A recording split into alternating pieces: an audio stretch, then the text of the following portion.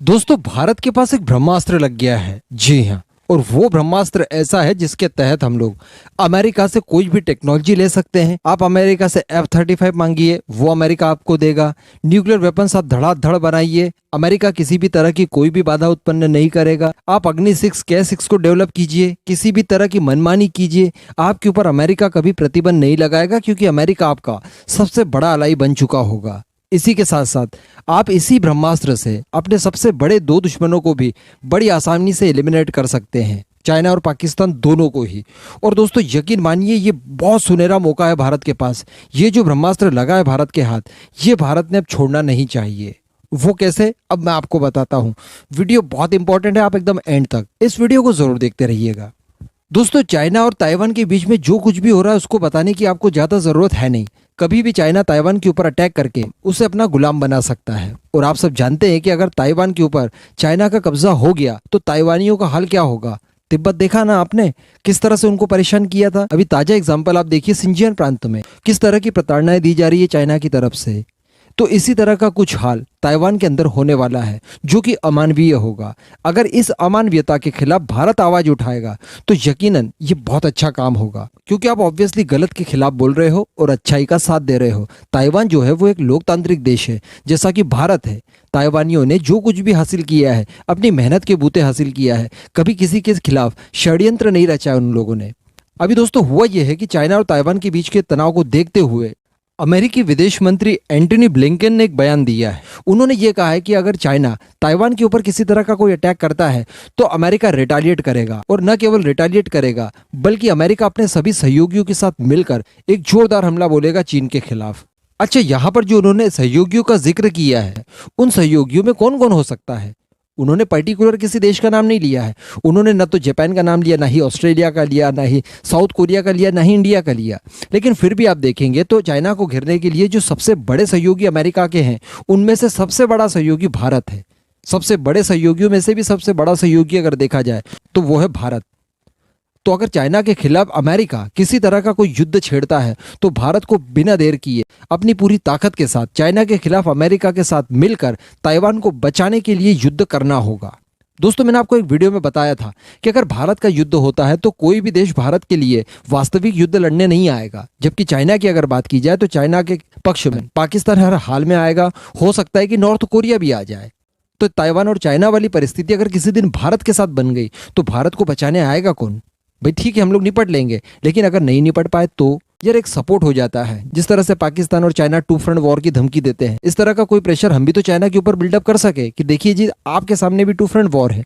क्योंकि अगर भारत चाइना के खिलाफ ताइवान को बचाने के लिए अमेरिका के साथ युद्ध लड़ने जाएगा तो डेफिनेटली अगर ऐसी कोई परिस्थिति भारत के खिलाफ आ जाती है तो अमेरिका यकीनन युद्ध लड़ने आएगा। हालांकि मदद तो वो ऐसे भी करेगा, अब भारत को हथियारों की सप्लाई देगा, इंटेलिजेंस देगा, डिप्लोमेटिकली सपोर्ट देगा, लेकिन वास्तविक युद्ध फिलहाल वो लड़ने नहीं आएगा। लेकिन अगर हमने सपोर्ट कर दिया तो भाई उसके बाद तो आप पूछिए ही मत। और सबसे बड़ी बात यहाँ पर देखिए कि अगर भारत सपोर्ट करेगा भी, भारत वास्तविक युद्ध लड़ेगा भी, तो आप कुछ देर के लिए ताइवान और अमेरिका को भूल जाइए। आप ये सोचकर लड़िए कि हम खुद हमारे दुश्मन को मार रहे हैं। तो ये तो बहुत ही अच्छी बात है ना भाई। जब आज वो ताइवान के ऊपर अटैक कर रहा तो कल वो आपके ऊपर भी करेगा ही करेगा। तो ऐसी परिस्थिति में आपको बहुत अच्छा मौका मिल रहा है। जिस तरह से वर्ल्ड वॉर 2 में ग्रेट ब्रिटेन कमजोर हुआ था और उसका फायदा हमें मिला आजादी के रूप में, तो ऐसा ही फायदा एक बार फिर से ले लिया जाए ना। जब चाइना को Taiwan, America, south Korea, Japan ये सब मिलकर मार रहे होंगे, उसी समय आप भी मार दीजिए उसको। तो आप अपना अक्साई चीन और तिब्बत भी छीन लीजिए उससे, और उसे इतना कमजोर कर दीजिए कि वो कभी खड़ा हो ही नहीं पाए आपके खिलाफ। तो ये तो बहुत अच्छी रणनीति भी हुई। इस मौके का फायदा भारत ने हर हाल में उठाना चाहिए। अच्छा, इसका दूसरा एडवांटेज आप देख लीजिए। भारत को चाहिए यूएनएससी की परमानेंट सदस्यता, जो कि न जाने क्यों नेहरू जी ने छोड़ दी थी, तो वो हमें वापस चाहिए। ऐसी परिस्थिति में दोस्तों आप जानते हैं कि अमेरिका सबसे बड़ा सहयोगी साबित हो सकता है हमारा। अगर अमेरिका नहीं चाहेगा तो भारत कुछ भी कर ले, भारत को सीट नहीं मिल सकती, ना ही वीटो पावर मिल सकता। तो यहाँ पर अगर अमेरिका और भारत के बीच में ट्रस्ट बढ़ गया तो ये समझ लीजिए कि भारत को यूएनएससी में परमानेंट सीट और वीटो पावर भी बहुत जल्द मिल जाएगा। उसके बाद आप अमेरिका से एसएसएन की टेक्नोलॉजी ले लीजिए, किसी फाइटर जेट की टेक्नोलॉजी ले लीजिए, इंजन की ले लीजिए, वो बेफिक्र होकर आपको दे देगा। क्योंकि अभी हम लोग क्या बोलते हैं, जब भी अमेरिका की बात निकलती है तो आप लोग कमेंट करते हो कि यार अमेरिका भरोसेमंद नहीं है। कारण क्या है, अमेरिका से हम लोग जब हमारी आज़ादी के बाद से ही, यानी 75 साल लगभग होने को आ गए, अभी तक हमारे रिलेशनशिप कभी भी अच्छे नहीं रहे हैं। तो यही चीज़ अमेरिकन के ऊपर भी अप्लाई होती है। जब हम अमेरिका से इस तरह की किसी टेक्नोलॉजी की डिमांड करते हैं तो उनको भी हमारे ऊपर विश्वास नहीं आता, वो भी हमें उसी चश्मे से देखते हैं जिस चश्मे से हम लोग अमेरिका को देखते हैं। लेकिन अगर ऐसा कोई संभावित युद्ध होता है चाइना और अमेरिका के बीच में ताइवान को लेकर, और फिर भारत अगर मदद करने के लिए जाता है, तो डेफिनेटली फिर वैसी परिस्थिति आ जाएगी जैसे 1971 के बाद में सोवियत यूनियन और भारत के बीच में संबंध मजबूत हुए थे।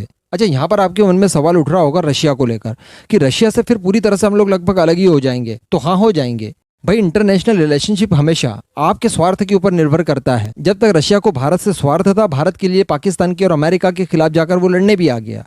लेकिन आज आप स्थिति देखिए कि सर्गेई लाव्रोव जो कि रशिया के विदेश मंत्री हैं, वो पाकिस्तान जाकर बोलते हैं कि हम लोग पाकिस्तान को एडवांस से एडवांस हथियार देने के लिए पूरी तरह से तैयार हैं। यानी यहाँ पर वो अपना स्वार्थ देख रहे हैं, तो फिर हम हमारा स्वार्थ क्यों नहीं देखें। और वैसे भी अब रशिया सोवियत यूनियन नहीं रहा है, उसकी विश्वसनीयता खत्म हो चुकी है। आपने रिसेंटली आर्मेनिया अजरबैजान के कॉन्फ्लिक्ट में देखा, आर्मेनिया को कितनी जरूरत थी यार रशिया की, लेकिन रशिया उसकी मदद के लिए नहीं आया।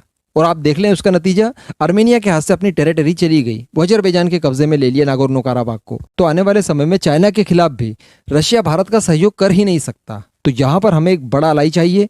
तो हमें इस तरह, तो हमारी जो गुट निरपेक्षता की पॉलिसी रही है नेहरू के जमाने से, उस पॉलिसी को अब हमने फेंक देना चाहिए और अमेरिका के साथ एक बेहतरीन अलायंस तैयार करना चाहिए। उसमें भारत का भी उतना ही फायदा है जितना कि अमेरिका का है।